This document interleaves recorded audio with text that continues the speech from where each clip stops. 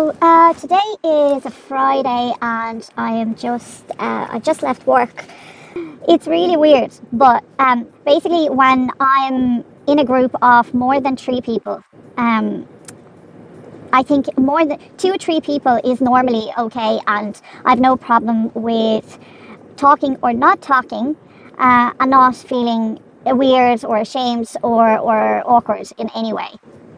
When there are more people, more than three people, the bigger the group is, the worse it gets. And I am not talking about public speech now. This is not about public speaking because I actually don't have a problem with public speaking unless it's about a subject that I don't know.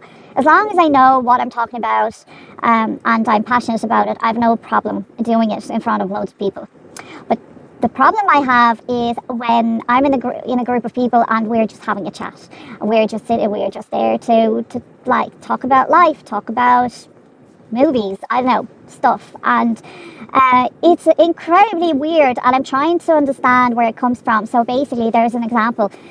It could be like a lunch at work, right? And there could be maybe 5 or 10 or 15 people sitting around a big table having a lunch together.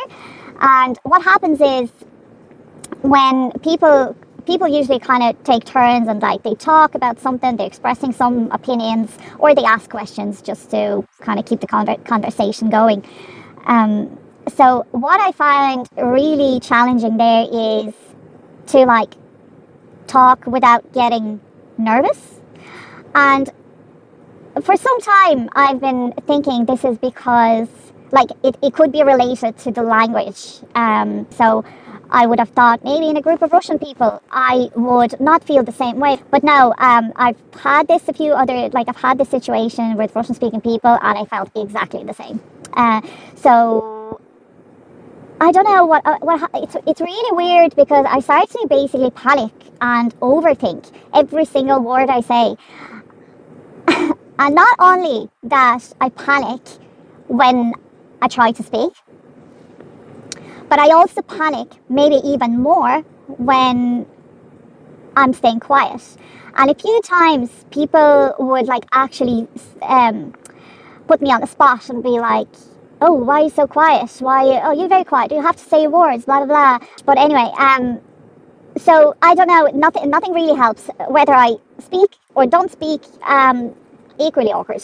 And I think I just try to escape the like certain situations where there would be more than like 20 people in the group. 20, whatever, 5 or up to 20, doesn't matter. Probably, actually, when I'm thinking, if there are more than 20 people in a group, then normally that would kind of subdivide into smaller groups because it's very hard to talk about the same thing for like all 20 people. So it probably gets easier with more people, but like around 10 people, like up to 10 people, I find it really challenging. And yeah, but when there are more like less than 5 people, 2 or 3 people, no problem whatsoever. And I can talk. I don't get nervous about things I need to say, or if I need to stay quiet, that's fine too. So I've been like trying to understand where it's coming from, and I have an idea, but I don't know. I could be wrong. But basically, I was in a weird situation when I was a kid. I was like maybe 7 or 8 years of age, and I remember we went to Ukraine with my granny and my granddad, I think. We went to Ukraine to see their relatives, our relatives, and I was really young. I can't even remember my age, and I can't remember much from the trip except one situation. And I think the reason why we visited them at that point is because one of the relatives died. So I can't remember. Maybe it was my granny's sister's husband or some. I can't actually remember who it was. but he died, and we were all like in the house having food, you know. And I was there with my friend, who was also the relative. I remember we had food, but because we were such small children, we have no interest sitting at the table all night long the way the adults did. And we went outside. We were playing outside, and then she goes like, "Can you go in and ask?" I don't know, Vasya, whatever his name was. Can you ask Vasya if we have, I don't know, a hammer, whatever, can't remember. And I think I mixed up the names all of a sudden in my head. And when I went in then to ask him, I opened the door, and there was like this huge room. Well, in my memory, it was a huge room with like this massive dining table and loads of people around the table having food and drinks. And I'm like, I'm saying his name, right? I can't remember. I mixed up the names and I said the wrong name. And the wrong name was that person who died. It was that person's name. And I was like, Uncle, whatever. I said his name, and everyone turned around and they were staring at me, not saying a word. And it looked like they were all like, it's like they were all terrified of what I said. Or maybe, I don't know, at some point I realized I said the name of the dead person, not the name that I was supposed to say.